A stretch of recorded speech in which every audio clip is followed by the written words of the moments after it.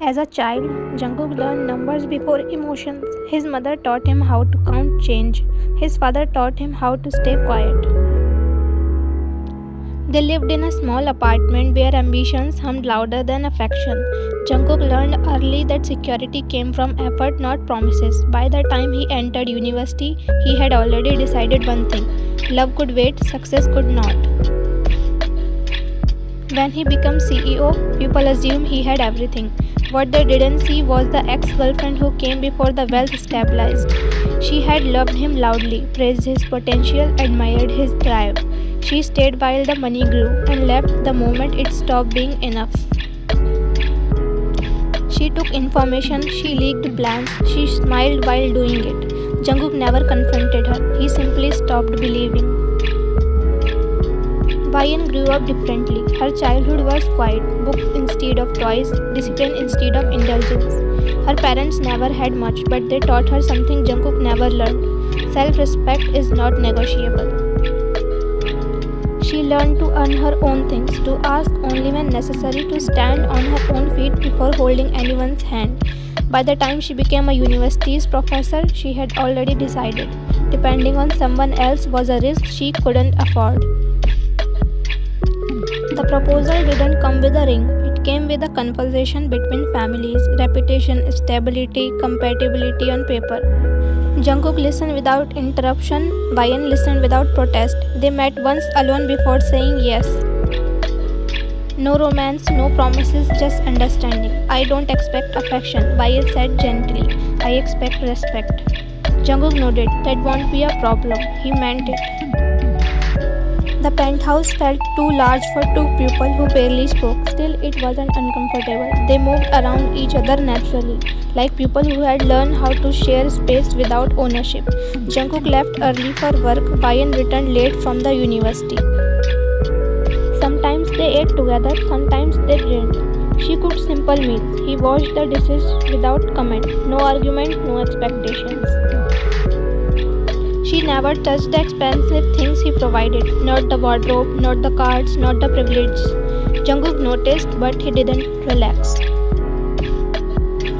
At night when the penthouse was silent, Jungkook thought about the past, how easily trust had been weaponized against him, how affection had turned into leverage. Bayan was calm, too calm. She never asked for anything, never leaned on him, never crossed boundaries.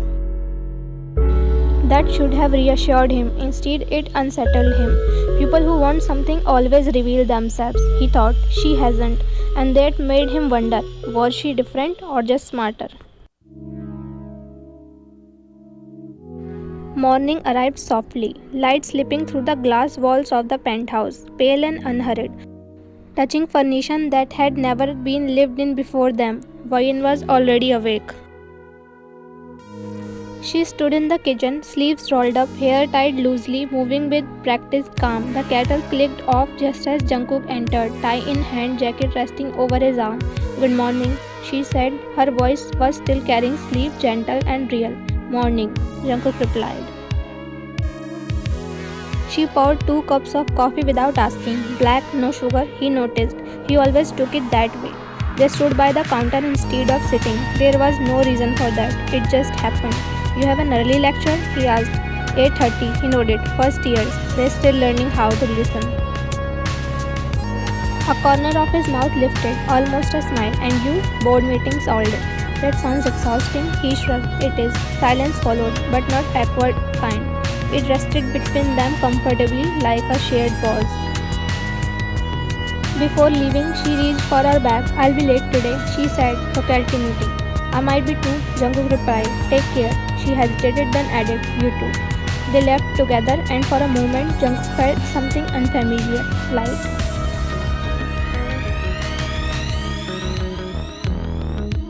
The university buzzed with quiet energy. Bayan moved through the halls easily, students greeting her, colleagues stopping for a brief conversation. She lectured about moral responsibility, about choices and consequences. Her voice steady as she wrote on the board, but mind different. She caught herself thinking about how Jungkook had remembered her schedule, about the way he hadn't checked his phone while talking to her. about how simple the morning had been. She didn't let herself linger on it. Arrangements were not meant to feel warm. Still, when her last class ended, she found herself wondering, what kind of day was he having?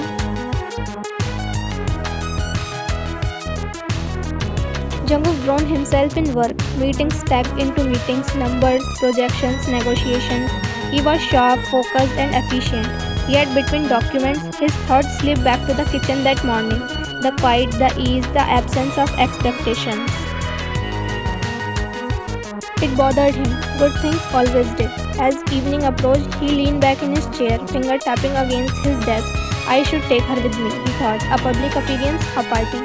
It was expected, appropriate. He reached for his phone and his secretary walked in. His friend didn't look well, irritated, tired, frustrated in a way that went deeper than work. What's wrong? Jungkook asked, gesturing for him to sit. The man exhaled sharply. My wife. Jungkook didn't speak. He waited. She spends money without thinking. Designer bags, unnecessary trips, he continued. Then send money to her parents like it's nothing. My money. And when I say something, she argues like I am the problem. He laughed bitterly. If I knew she'd be like this, I wouldn't have married her. The words stayed in the air longer than they should have. Jungkook felt something shift. His mind didn't stay in that office. It went elsewhere. To Bayan's untouched wardrobe, to her refusal to his cards, to the way she never asked. Or maybe she was just waiting. The thought was unwelcome, but it slipped anyway. His ex-girlfriend's voice echoed in memory. You're overthinking. Don't you trust me? He had trusted her once. They reached home late, not together but close enough that the penthouse lights turned on for both of them within minutes of each other. Bayan entered first, setting her bag down by the console, loosening her hair with a tired sigh. Jungkook came in shortly after, jacket already in his hand, expression neutral. Long day? She asked softly. He nodded. You? Faculty meeting should be illegal, he said, a faint smile touching her lips. For a moment, the heaviness of the day thinned. They moved into their usual rhythm. Bayan washed her hands and went straight to the kitchen. She reheated leftovers she had prepared the night before. Simple food, nothing extravagant. Jungkook watched her from a distance as she set plate aside. For you, she said, if you're hungry. She accepted it quietly. She changed into comfortable clothes, soft fabric, oversized sweater, bare feet against the marble floor. She moved easily through the penthouse now, like someone who knew how the things were. Comfortable. That was the word that unsettled him. Too comfortable. She curled up on couch with a book after dinner, legs tucked under her, glass slipping slightly down her nose. The city light reflected faintly against the window behind her. She looked at ease, not impressed, not cautious, just settled. Jungkook stood near the hallway, watching her without meaning to. She's getting used to this, his mind whispered, to the space, to the lifestyle. He remembered his secretary's voice. If I knew she'd be like this, I wouldn't have married her. And suddenly comfort didn't look innocent. It looked like preparation. Bayan glanced up and met his eyes. You've been quiet, she said. Is something wrong? There was no accusation in her tone, only concern. Jungkook blinked, pulled back into the present. No. He replied quickly, just tired. She studied him for a longer, then nodded. Rest well then. No pushing, no probing. That made it worse. They retreated to their separate rooms. Door closed softly, the penthouse returned to silence. Jungkook lay awake in the dark, ceiling lights off, city glow bleeding faintly into the room. His mind didn't stay still, it replaced old memories. The ex-girlfriend laughing in his apartment, using his things like they were already hers, telling him how love meant sharing everything and then leaving, taking more than she ever gave. His clenched jaw, I won't be stupid again. Bayan was calm, polite, independent, but also she had been at first. Jungkook turned into his side, staring at the wall separating their room. If she is different, he thought, she won't fail. And if she wasn't? He would know before it was too late. That night, with the city watching silently below, Jeon Jungkook decided to test her, not indirectly, not carefully, but enough to see her real face.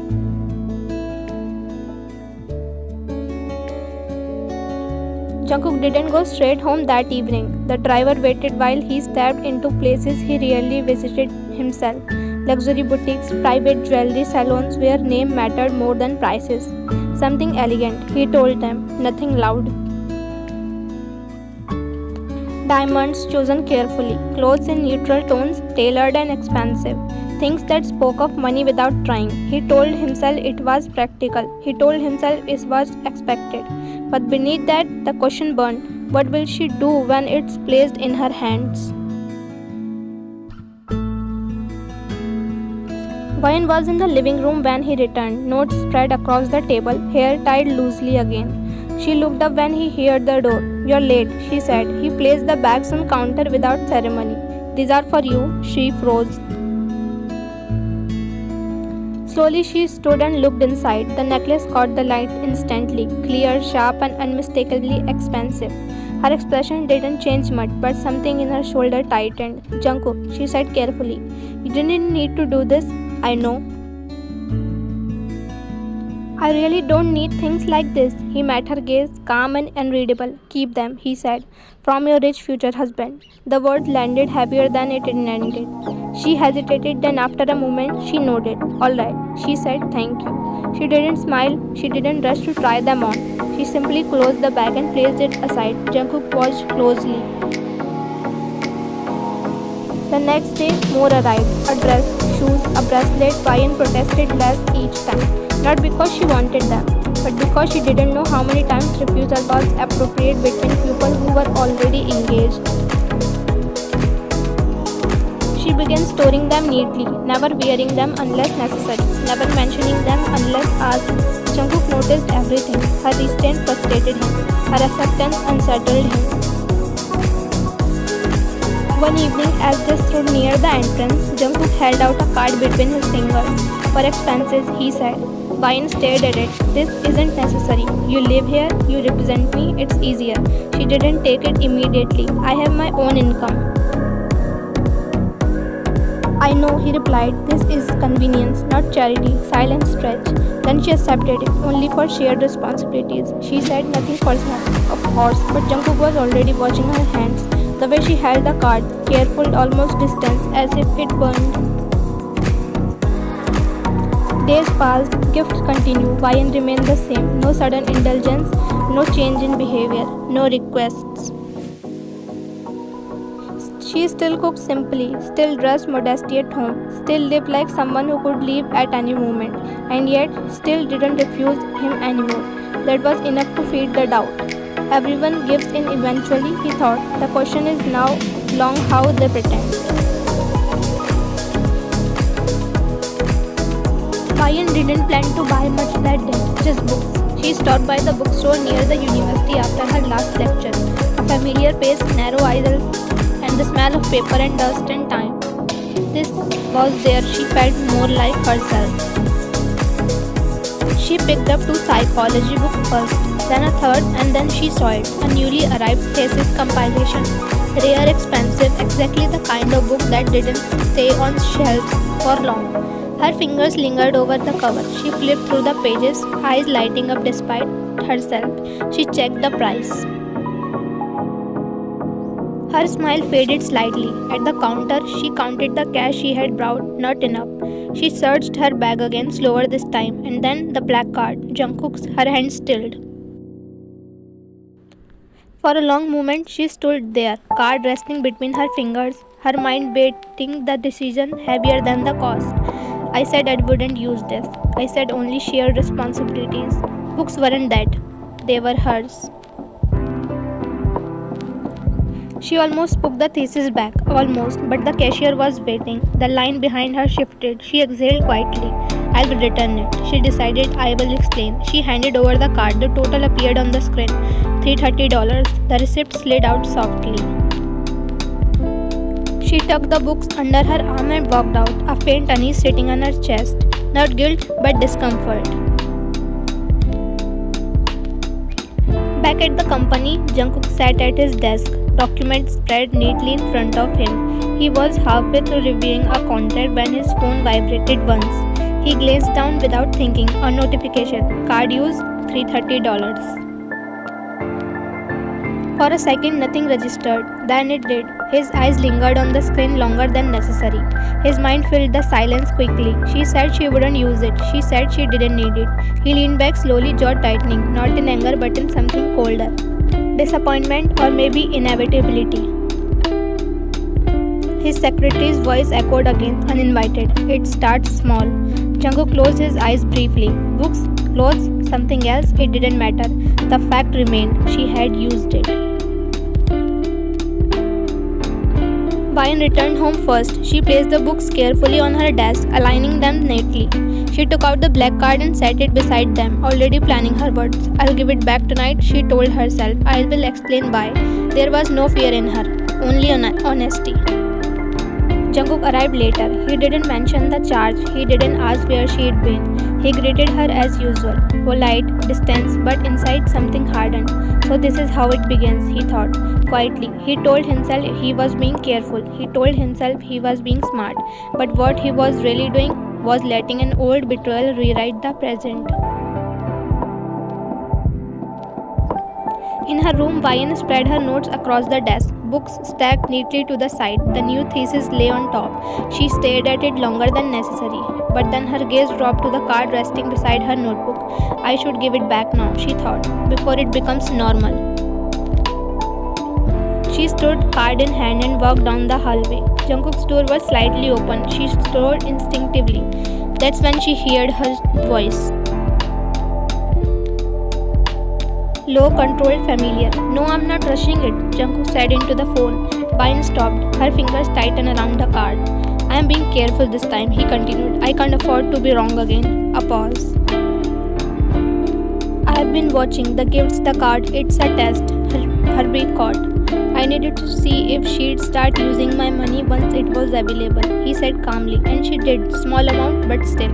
Bayan felt the world tilt. So far, she's stubborn, Jungkook went on. That's what worries me. Silence stretched on the line. I won't end up like you did, he said finally. I won't be fooled again.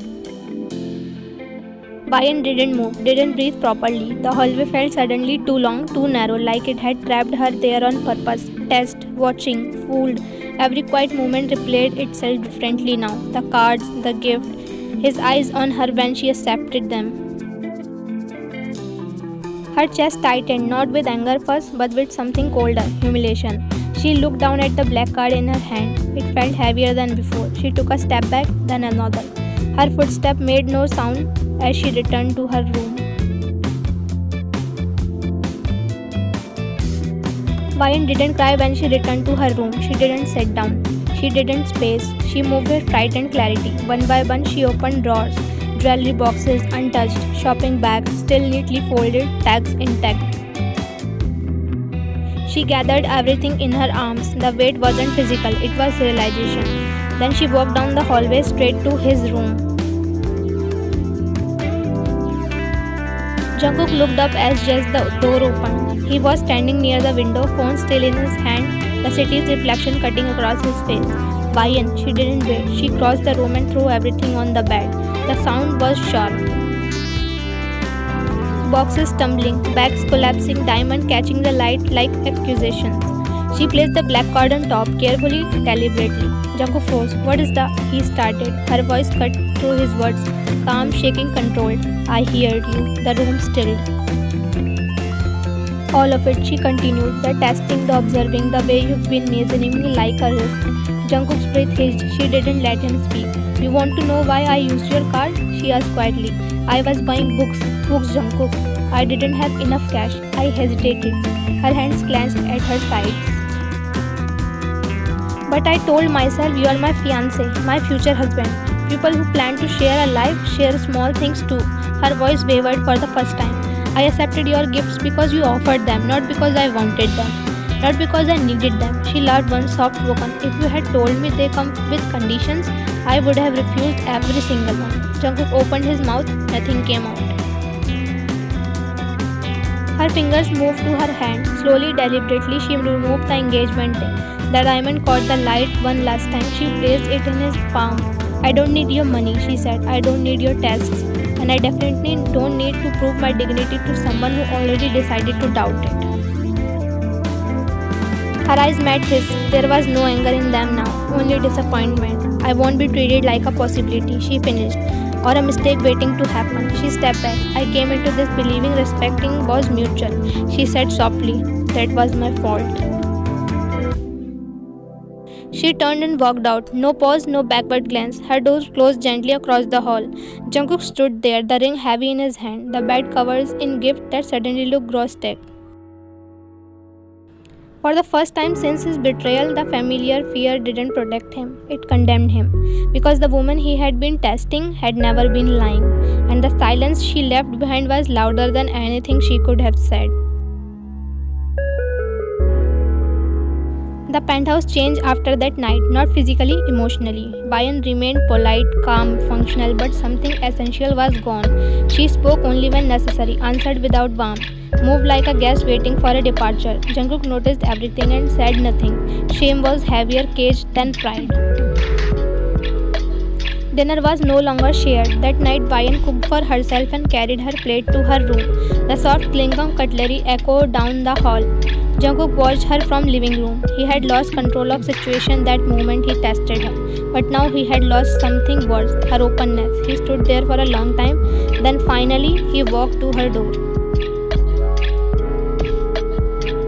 He knocked once. Bayan, he said quietly. May I come in? There was a pause. Okay, she replied. One word, flat. He entered. She sat on bed, plate balanced on her lap, notes beside her. She didn't look surprised to see him. She didn't look upset either. That was the worst part. He sat beside her, careful to leave space between them. I won't take much of your time, he said. She nodded and continued eating, listening without engagement. I owe you an explanation, he began. His voice was steady, but his hands weren't. She didn't respond. I wasn't always like this, he said, suspicious, controlled. Her gaze flicked briefly towards him, then away. There was someone before you, he continued, years ago, before the company stabilized.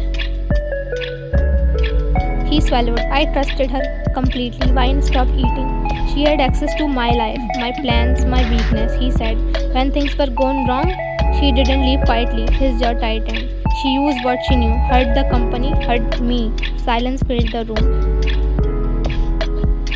I didn't see it coming, he said. That's what destroyed me. He finally turned to her. So when I met you, I didn't see you. I saw a possibility of being fooled again. I'm not saying this to justify what I did, Jungkook said quickly. I know I was wrong. His voice dropped. I know I humiliated you. Bayan set her plate aside. She didn't cry, didn't interrupt. She just listened.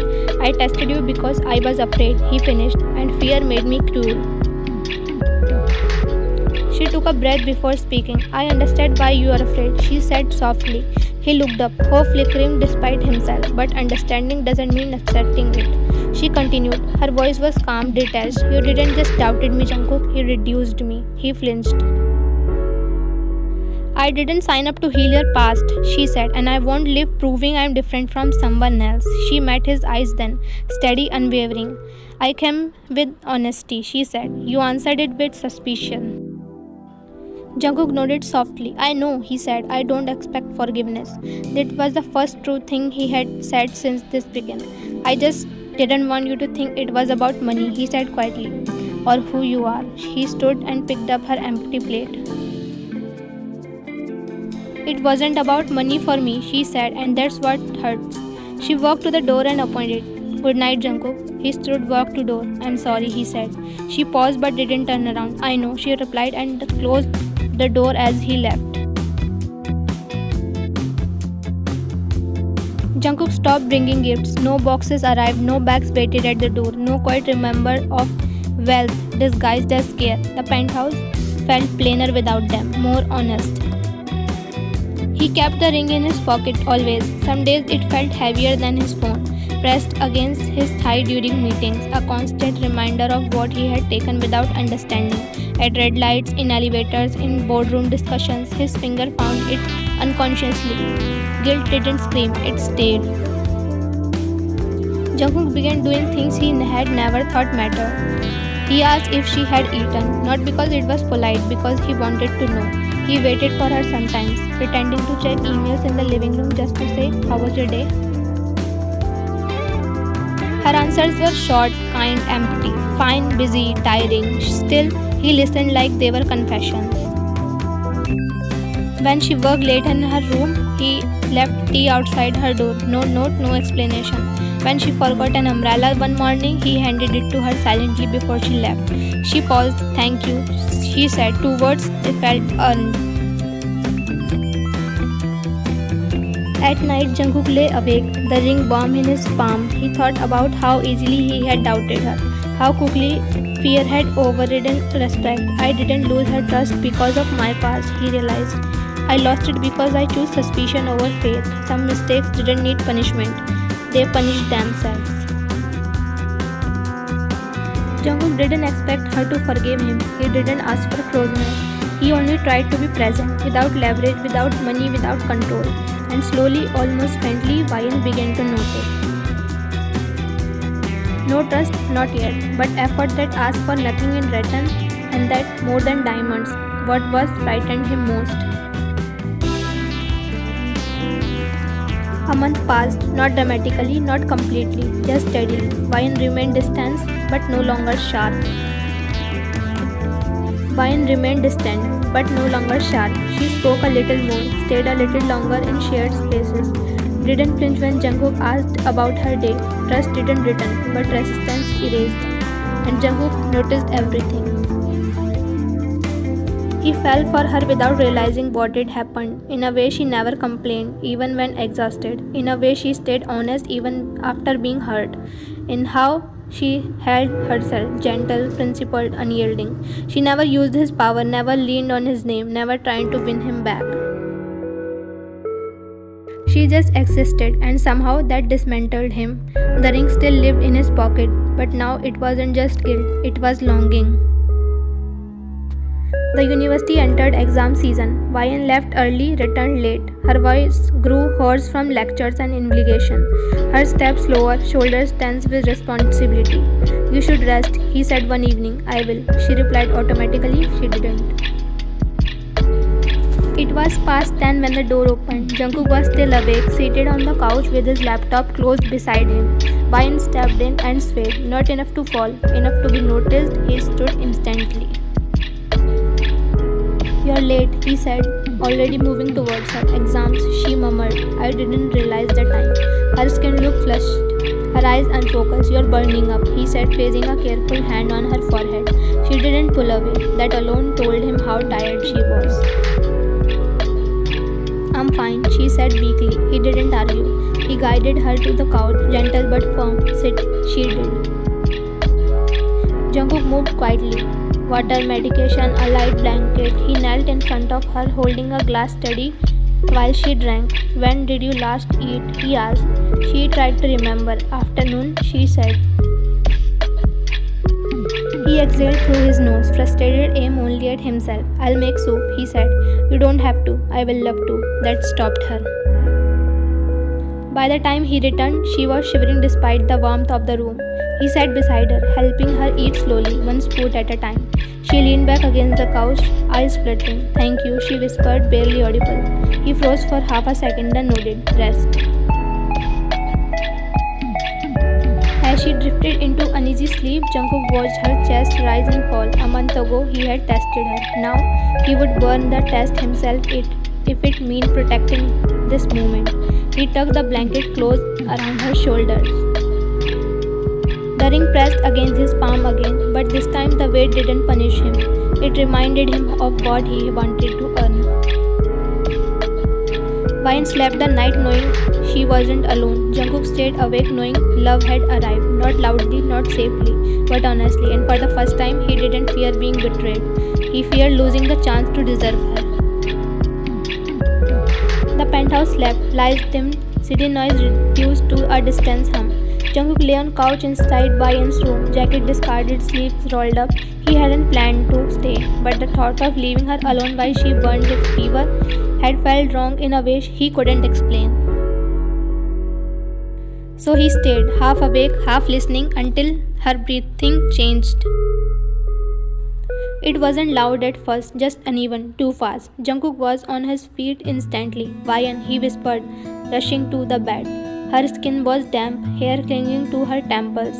Her brows were drawn together like she was trapped somewhere she couldn't escape. She gasped softly, "Hey, hey, I'm here," he said, not thinking anymore. He slid onto the bed, pulling her up gently, arms wrapping around her before logic could interfere. Her body was burning. She jolted awake with a sharp breath, disoriented. "Jungkook," her voice cracked. "I've got you," he said immediately. "You're okay." He helped her sit up, back against his chest, one arm firm around her shoulders. With his other hand, he wiped the sweat from her face and neck. Slow, careful motions mean to calm rather than fix. "Breathe with me," he murmured. Slow, she tried but failed. He reached for the medicine and warm water he kept nearby, guiding the glass to her lips. "Just a little," he said softly. She swallowed, trembling. He rubbed her back in slow circles, grounding pressure, staying exactly where she leaned. And this time, she did lean. Her head fell against his shoulders, fingers curling into his shirt like she needed proof he was real. Jungkook went still, then held her tighter. As her breathing slowly steadied, her hand shifted, her fingers brushed his. Then still, she noticed the ring, her engagement ring, looped around his little finger, worn like a quiet confession he hadn't known how to make. Her thumb traced it gently, once, twice. Jungkook's breath hitched. He pulled her closer without asking. "I'm sorry," he whispered, not careful anymore. "I'm so sorry." She didn't move, didn't stop him, so he spoke. "I was terrified," he said, voice breaking despite his effort. "Not for you, of myself, of trusting again and being ruined for it." His arm tightened around her. "I tested you because I was weak," he admitted, "because I didn't believe someone like you could be real." His forehead resting against her hair. "I watched you be kind when you had every reason not to be. Honest when I didn't deserve it, and I still doubted you." His voice dropped to something almost painful. "I fell in love with you while trying to protect myself from you." A shaky breath. "I carry this ring because I don't know how to give it back without begging." He swallowed. "I love you," he said quietly, "and I hate myself for hurting you before I ever learned how to say that." Bayan's finger loosened around the ring as Jungkook spoke, his words finally running out. His confessions left bare between them. For a few seconds she said nothing. Her forehead rested against his chest, her breath still uneven but calmer now. So she spoke, soft, honest, no anger, just truth. "Do you know how it felt?" she said slowly. "Thinking I was building something real with you while you were watching me like a stranger." Jungkook's hold tightened, not possessive, afraid. "I thought sharing things, money, space, habits, was what people who are about to marry do." She continued. "I was trying to take anything from you. I was trying to belong." His throat burned. "I know," he whispered, and I ruined that. She lifted her head slightly, just enough to look at him. Her eyes weren't cold anymore, but they weren't careless either. "I forgave you," Bayan said. That word hit him harder than any occasion could have. "But listen to me carefully," she added. "I don't want your money. I don't want luxury, cars, gifts, or protection that come from power.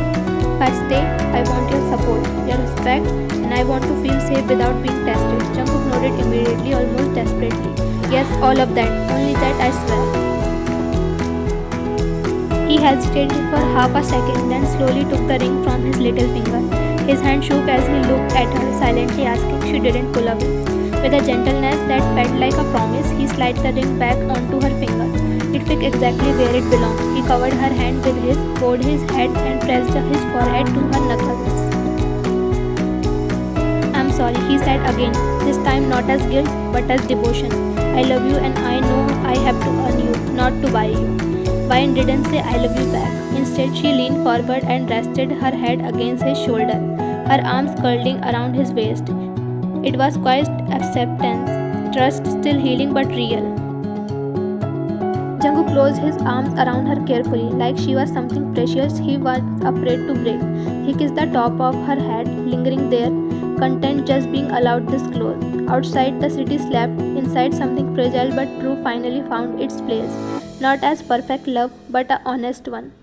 And this time he was willing to wait for it.